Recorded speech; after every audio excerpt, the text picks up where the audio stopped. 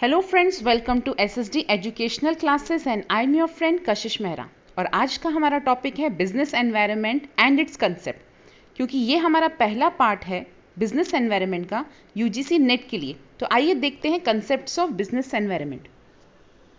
सबसे पहले देखेंगे introduction of business. What do you mean by business? Business is an economic activity which is related with continuous and regular production and distributions of goods and services for satisfying human want।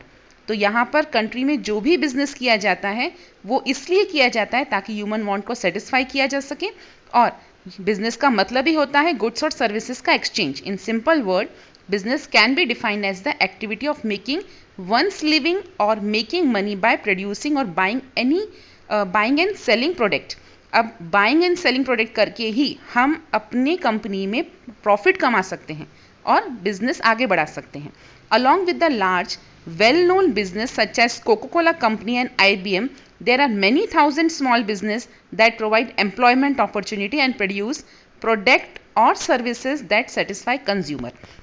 तो जैसे कि आप देखते हैं, सिर्फ Coca Cola company या IBM company ही business नहीं कर रही है, छोटी से छोटी कंपनियां भी बिजनेस कर रही हैं। तो in short, business is the economic activity of goods and services, exchange of goods and services for satisfying human wants.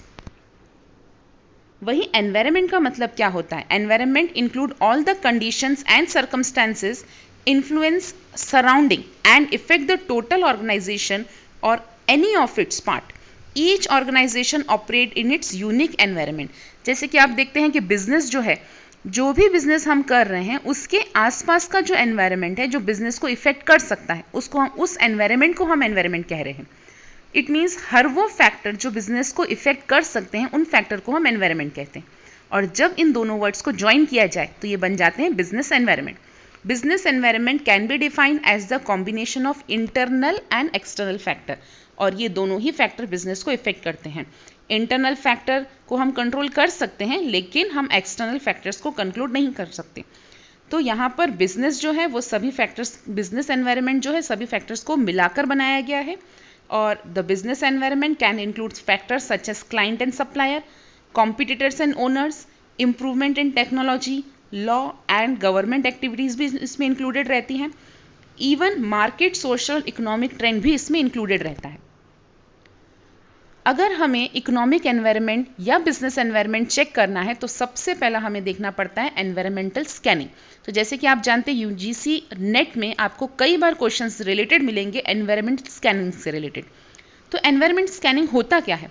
Environmental scanning can be defined as the process by which organization monitors their relevant environment to identify opportunity and threat affecting their business for the purpose of taking strategic decision. किसी भी business को अगर कोई decision लेना है तो सबसे पहले वो ये चेक करेगा कि उस बिजनेस से रिलेटेड कितनी अपॉर्चुनिटीज या कितने थ्रेट आसपास में है। जब वो ये चेक करता है तो उसी चेकिंग को कहा जाता है environmental scanning. It is the process of gathering information regarding the company's environment, analyzing it and forecasting the impact of all predictable environmental changes। Environmental scanning जब तक हम नहीं करेंगे, जब तक हम आसपास के एनवायरनमेंट को चेक नहीं करेंगे, तब तक हम ये प्रेडिक्ट नहीं कर पाएंगे कि बिजनेस आगे जाके कैसा होने वाला है। तो इसलिए बिजनेस एनवायरनमेंट को चेक करना ही एनवायरमेंटल स्कैनिंग कहलाएगा।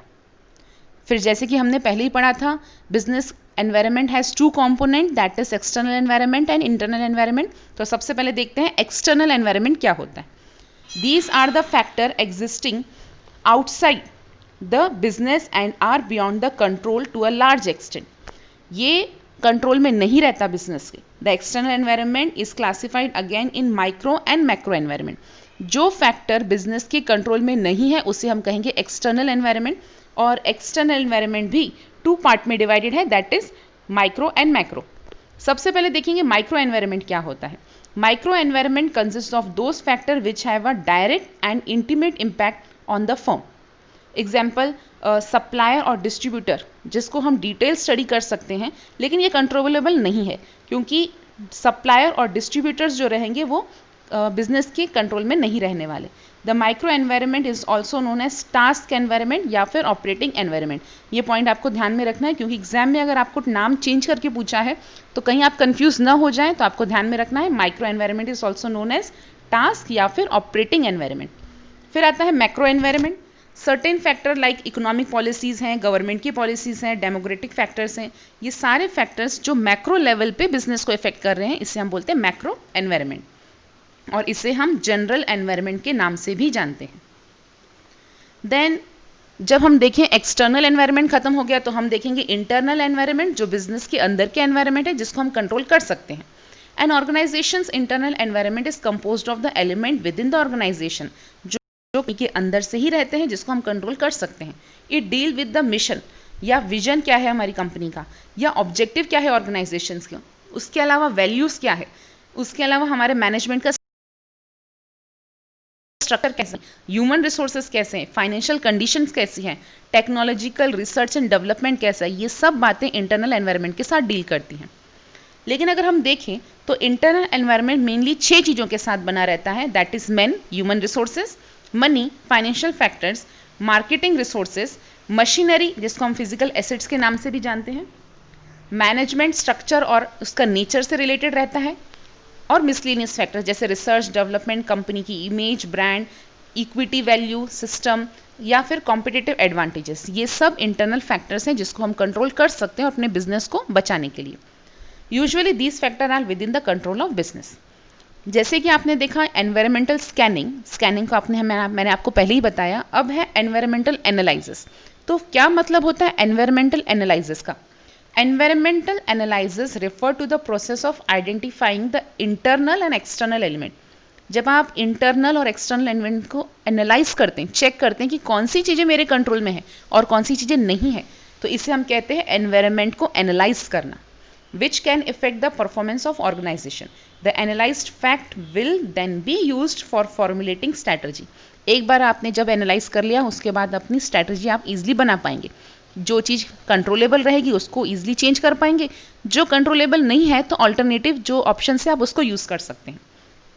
सो as to exploit the opportunity, आपको अपॉर्चुनिटी मिलेगी, आप अपने बिजनेस को थ्रेट और वीकनेसेस से बचा पाएंगे। एक टर्म आपने अगर एग्जाम में देखा होगा तो पेस्टल एनालिसिस के बारे में पूछा था। क्या होता है PESTEL analysis? The term PESTEL is used to describe the framework for analysis of macro environmental factor. PESTEL analysis involve the identifying the, पेस्टल एक आपका सिनोनिम्स वर्ड बना हुआ है, that is political, economic, social, cultural, technological, legal and environmental influence जो business पे पड़ते हैं, ये सारे फैक्टर्स एनवायरमेंट, एक्सटर्नल एनवायरमेंट के पार्ट्स हैं, ये सारे फैक्टर को हम कंट्रोल नहीं कर सकते, इसको हम बोलते हैं पेस्टल एनालिसिस। इसको हम आगे डिटेल में पढ़ेंगे। फिर आता है एक और term first mover advantages, a form of competitive advantages that a company earn by being the first to enter a specific market। जो फर्म में पहली बार एंटर करना चाहता है, ऐसा पर्सन जो अभी तक कहीं पर भी कोई प्रोडक्ट नहीं बनाया और पहली बार इनिशिएटिव इनोवेशन कर रहा है और वो फर्स्ट आ रहा है और खुद का कुछ अपना डिफरेंट कर रहा है, कुछ यूनिक प्रोडक्ट तैयार कर रहा है, तो उसको हम बोल सकते हैं फर्स्ट मूवर एडवांटेजेस। जैसे कि मैंने आपको बताया पेस्टल एनालिसिस को हम पेस्टल मैट्रिक्स भी कहते हैं। तो 6 पॉइंट्स जो हमारे सामने हैं, पॉलिटिकल में हम क्या लेते हैं, पॉलिटिकल स्टेबिलिटी है कि नहीं है, पॉलिटिकल बिजनेस प्रिंसिपल और आइडियोलॉजीज क्या हैं, इसके बेसिस पे हमको बिजनेस के डिसीजंस लेने हैं, करंट और फ्यूचर टैक्सेशन पॉलिसी क्या होने वाली है, रेगुलेटरी बॉडीज कौन कौन सी बनने वाली हैं, गवर्नमेंट पॉलिसीज क्या है, गवर्नमेंट की टर्म्स क्या चेंजेस हो रहे हैं, और thrust area of political leader. ये सब देखते हुए हम अपने बिजनेस के जो डिसीजन है उस हिसाब से लेंगे। ये हमारा पी फैक्टर में चला जाएगा। वहीं ई फैक्टर आ जाता है इकोनॉमिक सिचुएशन एंड ट्रेंड क्या है, मार्केट ट्रेंड साइकिल कैसा चल रहा है, स्पेसिफिक इंडस्ट्री फैक्टर क्या है, कस्टमर जो एंड यूजर्स हैं वो कैसे ड्राइव कर रहे हैं, इंटरेस्ट एंड एक्सचेंज रेट क्या चल रहा है, इन्फ्लेशन, एम्प्लॉयमेंट का चेंजेस क्या चल रहे हैं कंट्री में, स्ट्रेंथ एंड कंज्यूमर स्पेंडिंग कैसा बिहेवियर है। अगर हम सोशल फैक्टर देखते हैं तो सोशल फैक्टर के लिए आ जाता है कि लाइफस्टाइल कैसी है, डेमोग्राफिक मीन्स आसपास के लोग कैसे रह रहे हैं, कंज्यूमर का एटीट्यूड क्या है, ब्रांड कंपनी है, टेक्नोलॉजी की इमेज क्या है, ये सब हमें यहाँ पर सोशल फैक्टर में देखने को मिलती है। इवन मीडिया के व्यू जो परसेप्शन है ये भी सोशल फैक्टर के अंदर चले जाते हैं। अगर हम बात कर रहे हैं टेक्नोलॉजी फैक्टर, तो यहाँ पे आए दिन जो अपग्रेड टेक्नोलॉजी आ रही है उससे रिलेटेड टॉपिक्स रहेंगे। Replacement and technology solution, maturity of technology, manufacturing जो मैच्योरिटी है वो कैपेसिटी कितनी है, इनोवेशंस क्या हो रहे हैं, लाइसेंस पेटेंट क्या है, इसके अलावा इंटेलेक्चुअल प्रॉपर्टी राइट्स में क्या चेंजेस आ रहे हैं, ये सब टेक्नोलॉजी पार्ट में चला जाता है। लीगल में अगर बात करते हैं तो सब लॉ से रिलेटेड है। बिजनेस और कॉर्पोरेट लॉ क्या है, कंपनी लॉ क्या है, कंपटीशन लॉ क्या है, हेल्थ एंड सेफ्टी लॉ, ये सारे रूल्स रेगुलेशंस जो लॉ के अंतर्गत बनाए गए वो एल में चले जाते हैं। And the last part is environment, that is E. Ecological environment issues नहीं होने चाहिए बिजनेस से रिलेटेड, एनवायरमेंट हैजार्डियस नहीं होना चाहिए, लेजिस्लेचर्स क्या बना हुआ है एनवायरमेंट से रिलेटेड, एनर्जी कंजप्शन क्या हो रहा है और वेस्टेज का डिस्पोजल आप कहाँ कर रहे हैं, ये सारे फैक्टर आपके बिजनेस को इफेक्ट करते हैं। एंड द लास्ट पार्ट आता है सॉट एनालिसिस, जो इंपॉर्टेंट पार्ट है और कई क्वेश्चंस इस टॉपिक के ऊपर पूछे जाते हैं। सॉट एनालिसिस का फुल फॉर्म में क्या है, strength, weaknesses, opportunity and threat. सॉट एनालिसिस को हम सॉट मैट्रिक्स भी कहते हैं, is a configurate planning method use to assess the strength. यहाँ पर सॉट एनालिसिस में हम अपनी कंपनी के स्ट्रेंथ, वीकनेसेस, अपॉर्चुनिटी और थ्रेट को देखते हैं और ये देखते हैं कि हमारे बिजनेस वेंचर के लिए कौन सी चीज़ ज़्यादा बेटर रहेगी। इन सॉट analysis one has to identify all the 4 factor, that is strength, weakness, opportunity and threat. Strength should be enhanced and weakness should be eliminated. कोशिश करके अपनी स्ट्रेंथ को बढ़ाना है, वीकनेसेस को कम करना है, वहीं अपॉर्चुनिटीज़ को लेनी है और अपने थ्रेट को, चैलेंजिंग जो थ्रेट है उनको हटाना है, अवॉइड करना है। यहाँ पर एक आपको बॉक्स दिख रहा है जहाँ पर अपॉर्चुनिटी, थ्रेट, स्ट्रेंथ, वीकनेसेस को हमने कॉम्बिनेशन में लिया हुआ है, जहाँ आप देख सकते हैं स्ट्रेंथ एंड वीकनेसेस जो हैं वो इंटरनल पार्ट से रिलेटेड है, वहीं अपॉर्चुनिटी और थ्रेट जो है वो एक्सटर्नल से रिलेटेड है।